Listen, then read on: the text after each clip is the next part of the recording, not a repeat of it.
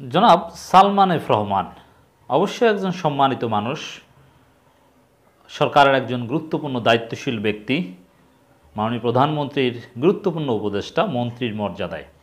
একই সাথে তিনি আহলে হাদিস আন্দোলনের উপদেষ্টা।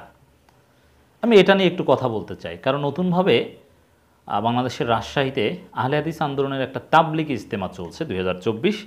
সেখানে গিয়েছেন, মাঠ পরিদর্শন করেছেন, তারপরে সাংবাদিকদের সাথে কথাও বলেছেন জনাব সালমান এফ রহমান। আহলে হাদিস আন্দোলনের প্রধান প্রফেসর ডক্টর আসাদুল্লাহ আল গালিব, তিনি অত্যন্ত ভালো মানুষ ব্যক্তি হিসাবে, জ্ঞানী মানুষ, লেখক, গবেষক। এখন সালমান এফ রহমানের প্রধান পরিচয় কি? তিনি একজন ধনাঢ্য ব্যক্তি, ধনাঢ্য ব্যবসায়ী, এগুলো সব ঠিক আছে। তারপরেও তার ভালো দিক, তিনি বড় দাড়ি রাখেন, তিনি নামাজ পড়েন, চমৎকার, ইটস ভেরি গুড। কিন্তু তিনি আহলে হাদিসের বা আহলে হাদিস আন্দোলনের প্রধান উপদেষ্টা। এটার অর্থ কী? এটার তাৎপর্য কী? আহলে হাদিস আন্দোলন কি? আহলে হাদিস আন্দোলন কি করতে চায়? আহলে হাদিস আন্দোলন তারা সহি আকিদা, সহি হাদিস প্রচার করতে চায়, সমাজ থেকে শিরক বেদাত দূর করতে চায় এবং একই সাথে একটা সুন্দর সমাজ গঠন করতে চায়। এখন আওয়ামী লীগ সরকারের একজন উপদেষ্টাকে আহলে হাদিস আন্দোলনের উপদেষ্টা বানিয়ে তারা সমাজে কিসের সহি আকিদা প্রচার করবে? সেই সহি আকিদার দৌড় কত দূর? সেই সহি মানহাজ কেমন সহি মানহাজ? এটা একটু আলোচনায় আনা দরকার। দর্শক, আওয়ামী লীগ জনগণের অধিকার কেড়ে নিয়েছে, তারা ভোট চুরি করেছে, তারা মিথ্যাকে সত্য বলে, তারা রাতের ভোট করে বলে যে সুষ্ঠু ভোট হয়েছে, দিনে ভোট হয়েছে, মানে চোখের সামনে। এবং যারা এই সরকারের গুরুত্বপূর্ণ দায়িত্বশীল তাদের নৈতিক ভিত্তি নেই, কারণ তারা জনগণের ভোটে নির্বাচিত না হয়ে বলছে যে ভোটে নির্বাচিত হয়েছে, এবং রাষ্ট্র পরিচালনা করতে গিয়ে অনেক অসত্য কথা তাদেরকে বলতে হয় এবং জনগণের উপর অনেক জুলুম তাদেরকে করতে হয়েছে। জনগণের অধিকার কেড়ে নেওয়া, বিনা বিচারে জেল খাটানো, মানবাধিকার লঙ্ঘন, অনেক ভয়ানক ভয়ানক অপরাধ কিংবা পাপের কাজ এই সরকারকে করতে হয়েছে। সেই সরকারের একজন গুরুত্বপূর্ণ, এমনকি তার বিরুদ্ধে অনেক অভিযোগও রয়েছে, আর্থিক অনিয়মের অভিযোগ রয়েছে, শেয়ার বাজার কেন্দ্রিক নানান প্রশ্ন রয়েছে জনাব সালমান এফ রহমানের বিরুদ্ধে। এগুলো অভিযোগ, আমি বলছি না যে প্রমাণিত। তো মোটের উপরে এদেশের ইসলামপন্থী কিংবা তাওহিদি জনতা, সাধারণ মুসলমান সালমান এফ রহমানকে কোন দৃষ্টিতে দেখে?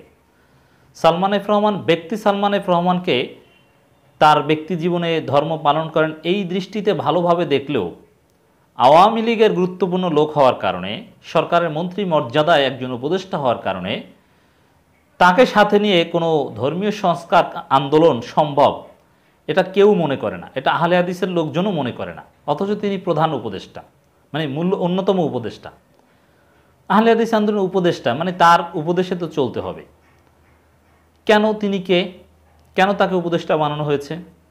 সালমান এফ রহমান কোন আলেম?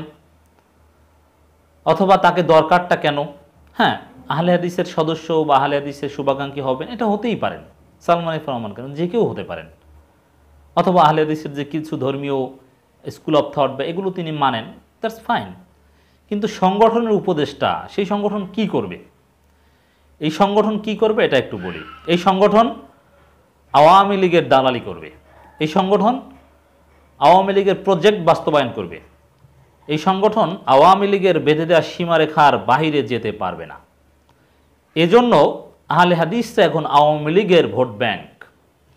আহলে হাদিসদেরকে আওয়ামী লীগ যেভাবে পলিটিক্যালি ব্যবহার করবে সেভাবে ব্যবহার করতে হবে।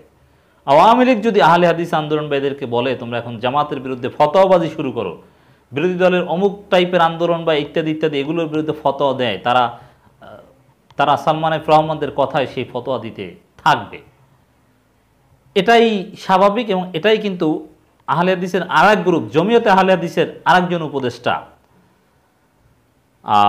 জনাব রহমতুল্লাহ এমপি, তিনি এখনও এমপি কিনা জানি না, আগে এমপি ছিলেন, তিনিও অনেক ধনী মানুষ। তিনি কিন্তু বলে দিয়েছেন যে আহলে হাদিস 3 কোটি আহলে হাদিস তার হাতের মুঠায় বা তার নিয়ন্ত্রণে, তিনি যা বলবেন সেটা হবে। সাইদ খোকন, রহমতুল্লাহ, সালমান এফ রহমান এদেরকে এমপি বানিয়ে, এদেরকে উপদেষ্টা রেখে যেই আহলে হাদিসটা চলে, যে আহলে হাদিস সংগঠন চলে, সেই আহলে হাদিস কোনো ধর্মীয় সংস্কার আন্দোলন করতে পারবে এটা কেউ মনে করে না। শুধু অর্থের জন্য। তাদের টাকা আছে, ক্ষমতা আছে, প্রভাব আছে, আর এই কারণে আহলে হাদিসরা তাদের এজেন্ডা কার্যক্রম সুন্দরভাবে পরিচালনা করতে পারবে। এই কারণেই তাদের প্রধান উপদেষ্টা করে রাখা হয়েছে টাকার লোভে। শুধু টাকা ছাড়া অন্য কোনো মূল কারণ নয়। ক্ষমতারও এখানে ইম্পর্টেন্ট নয়, কারণ আহলে হাদিস আন্দোলন বা জমিয়ত আহলে হাদিস যে কাজ করে সেক্ষেত্রে ক্ষমতা তেমন দরকারি নয়। ক্ষমতার দরকার, যেমন বিভিন্ন মসজিদ করলে বাধা দেয় হানাফি লোকজন, পুলিশ দিয়ে বাধা দেয়, উচ্ছেদ করে, মাদ্রাসায় হামলা করে, ওয়াজ মাহফিল বাধা দেয়, আহলে হাদিসকে লামাজাবি বলে খারিজ করে দিতে চায়। তো এগুলো আওয়ামী লীগের লোকজনের সাথে সম্পর্ক থাকলে একটু প্রোটেক্ট করা যায়, যেমন বিভিন্ন সালমান এফ রহমানের মাধ্যমে অনেক উপকার হয়। এর মানে ক্ষমতার সুবিধা নিতে উপদেষ্টা বানিয়েছে তাকে।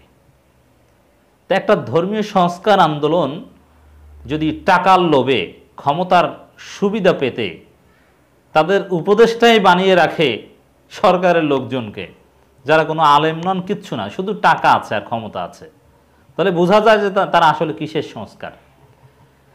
তো এই জন্য দেখেন, এটা দিয়ে আরেকটা জিনিস বোঝা যায় অ্যানালজি করে। এই যে সালমান এফ রহমানকে যেরকম প্রধান উপদেষ্টা বানিয়ে রেখেছে, আর প্রধান উপদেষ্টা বানিয়ে আহলে হাদিস আন্দোলন, সংস্কার আন্দোলন করতে চায় তথাকথিত সালমান এফ রহমান বা কেউ রহমতুল্লাহ কিংবা সাইদ খোকন, এদেরকে প্রধান উপদেষ্টা মানতেও দ্বিধাবোধ করে না। সরাসরি আওয়ামী লীগের নেতা, গুরুত্বপূর্ণ লোক, এমপি। বিএনপির কেউ কিন্তু নাই। বিএনপিতেও কিন্তু ধনী লোক আছে, আহলে হাদিস আছে, এবং ডক্টর মোসলেউদ্দিনের মধ্যে তো জিয়াউর রহমান নিজেই আহলে হাদিস ছিলেন। মানে বিএনপির কেউ ভুলেও বানাবে না উপদেষ্টা, অসম্ভব।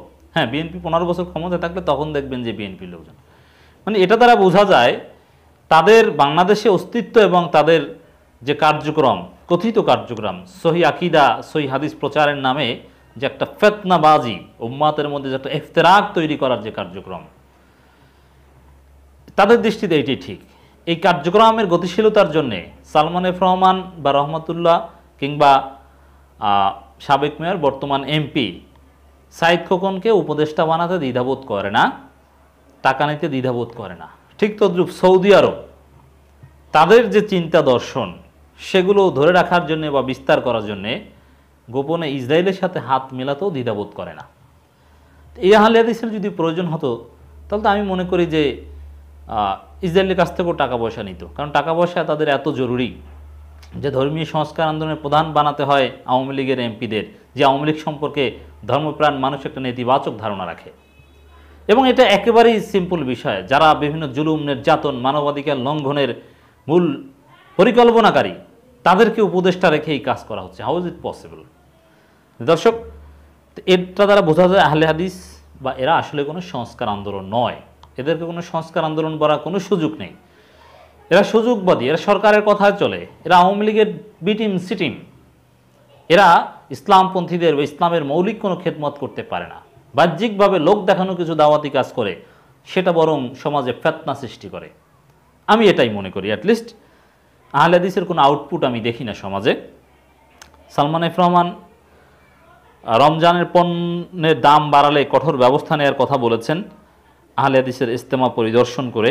ভালো ভালো কথা বলছেন। আমি ব্যক্তি সালমান এফ রহমানকে শ্রদ্ধা করি, তাকে তিনি দাড়ি রেখেছেন, নামাজ পড়েন, এগুলো সব ঠিক আছে, কিন্তু একজন আওয়ামী লীগের সরকারের একজন মন্ত্রী হিসাবে তাকে অবশ্যই অনেক জবাবদিহিতার জায়গা আছে, যেটা জনগণের জন্য হতে পারে। অ্যাটলিস্ট ধর্মীয় আন্দোলনের প্রধান উপদেষ্টা হওয়ার যোগ্যতা তিনি রাখেন না।